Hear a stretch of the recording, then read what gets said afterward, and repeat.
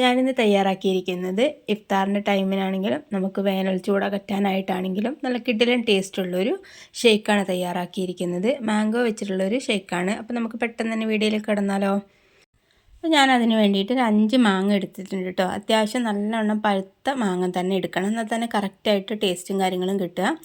അപ്പോൾ ഞാനിത് മാർക്കറ്റിൽ നിന്ന് വാങ്ങിയതാണ് കേട്ടോ. നമ്മൾ സാധാരണ വീട്ടിലൊക്കെ ഉണ്ടാവുന്ന നാടൻ മാങ്ങ ഉണ്ടല്ലോ, അത് വെച്ചിട്ടാണെങ്കിലും ഇതുപോലെ തയ്യാറാക്കാവുന്നതേ ഉള്ളൂ. അപ്പോൾ നമുക്കിതിൻ്റെ തൊലിയൊക്കെ ഒന്ന് റിമൂവ് ചെയ്യണം കേട്ടോ. അതിന് വേണ്ടിയിട്ട് 2 ഭാഗം ഒന്ന് കട്ട് ചെയ്യുക. പെട്ടെന്ന് തന്നെ നമുക്ക് നമ്മൾ ആ തൊലിയൊക്കെ റിമൂവ് ചെയ്തിട്ട് എങ്ങനെ മാങ്ങ എടുക്കുക എന്നുള്ളതാണ് ഞാൻ കറക്റ്റായിട്ട് കാണിച്ചു തരുന്നുണ്ട് കേട്ടോ.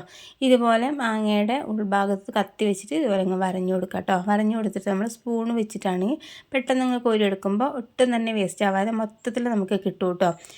അപ്പോൾ എങ്ങനെ ചെയ്യുകയാണെങ്കിൽ നമുക്ക് പെട്ടെന്ന് തന്നെ എടുക്കാനായിട്ട് കഴിയും. ഈസി ആയിട്ടുള്ളൊരു മെത്തേഡ് തന്നെയാണിത്. അപ്പോൾ ഇതുപോലെയൊക്കെ ചെയ്യുന്നവരൊന്ന് കമൻറ്റ് ചെയ്യാൻ മറക്കരുത് കേട്ടോ. നിങ്ങളിതുപോലെയാണ് ചെയ്യുന്നത് എങ്കിൽ കമൻറ്റ് ചെയ്യാൻ മറക്കരുത്. അപ്പോൾ ഞാനിതെല്ലാം ഒന്ന് എടുത്തിട്ടുണ്ട്. തൊലിയൊക്കെ കളഞ്ഞിട്ട് മൊത്തത്തിലായിട്ട് മാങ്ങ എടുത്തിട്ടുണ്ട്. ഇനി നമുക്കിത് മിക്സിൻ്റെ ജാറിലേക്ക് ഇട്ട് കൊടുക്കാം.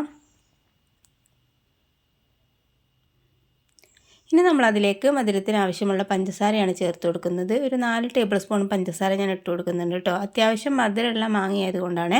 അപ്പോൾ മധുരം കുറവുണ്ട് തോന്നുകയാണെങ്കിൽ കുറച്ചുകൂടി ചേർത്ത് കൊടുത്താൽ മതി. പിന്നെ ഒരു 3-4 ഐസ് ക്യൂബ്സും കൂടി ഇട്ട് കൊടുക്കുന്നുണ്ട്. ഇതൊക്കെ തണുപ്പ് നിങ്ങൾക്ക് വേണമെന്നുണ്ടെങ്കിൽ ചേർത്ത് കൊടുത്താൽ മതി കേട്ടോ. പിന്നെ ഞാൻ ഒന്ന് തിളപ്പിച്ച് ആറിയിട്ടുള്ള പാലാണ് ഒഴിച്ച് കൊടുക്കുന്നത്. എന്നിട്ട് കുറച്ച് ഈ സമയത്ത് ഒഴിച്ച് കൊടുത്താൽ മതി കേട്ടോ. എന്നിട്ട് ഇതുപോലെ നിങ്ങൾ ബ്ലെൻഡ് ചെയ്തെടുക്കാം. അപ്പോൾ ഇതുപോലെ അങ്ങ് ആയി കിട്ടിയിട്ടുണ്ട് കേട്ടോ. ഇനി നമുക്ക് കുറച്ചുകൂടി ഇങ്ങ് പാൽ ഒഴിച്ച് കൊടുക്കാം. ഈ പാൽ ഞാൻ നല്ലവണ്ണം തിളപ്പിച്ചെടുത്തിട്ടുണ്ടായിരുന്നു കേട്ടോ. തിളപ്പിച്ചെടുത്തിട്ട് ഒന്ന് തണുപ്പിച്ചതിന് ശേഷമാണ് ഫ്രിഡ്ജിലേക്ക് വെച്ചിട്ട് തണുപ്പിച്ചതാണ് കേട്ടോ. നല്ലൊന്ന് തണുത്ത പാൽ ഒഴിച്ച് കൊടുക്കുകയാണെങ്കിൽ കറക്റ്റായിട്ട് തിക്കായിട്ട് കിട്ടിക്കോളും. അപ്പോൾ ഈ ഒരു കൺസിസ്റ്റൻസിയിൽ നമുക്ക് കിട്ടിയിട്ടുണ്ട് കേട്ടോ. കുറച്ചുകൂടി പാൽ ഒഴിച്ച് കൊടുത്തിട്ട് ഈ ഒരു പാകത്തിനായി കിട്ടിയിട്ടുണ്ട്. ഇത്രയും മതി കേട്ടോ. അപ്പോൾ നമുക്ക് പെട്ടെന്ന് തന്നെ തയ്യാറാക്കാനായിട്ട് കഴിയും. നല്ല ടേസ്റ്റി ആയിട്ടുള്ളതാണ്. അപ്പോൾ ഒന്നുകൂടി ഇങ്ങ് തണുത്തത് യൂസ് ചെയ്യുന്നവരാണെങ്കിൽ ഇതിൻ്റെ മുകളിലായിട്ട് ഐസ് ക്യൂബ്സ് ഇട്ട് കൊടുത്താൽ മതി.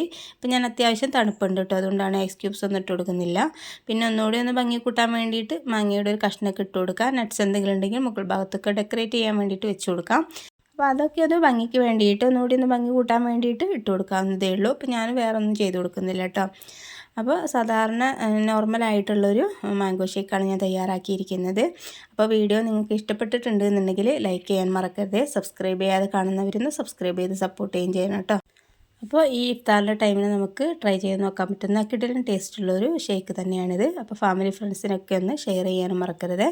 അപ്പോൾ നമുക്ക് ഇതിനേക്കാളും നല്ല കിടിലൻ വീഡിയോയുമായിട്ട് വീണ്ടും കാണാം. Okay, thank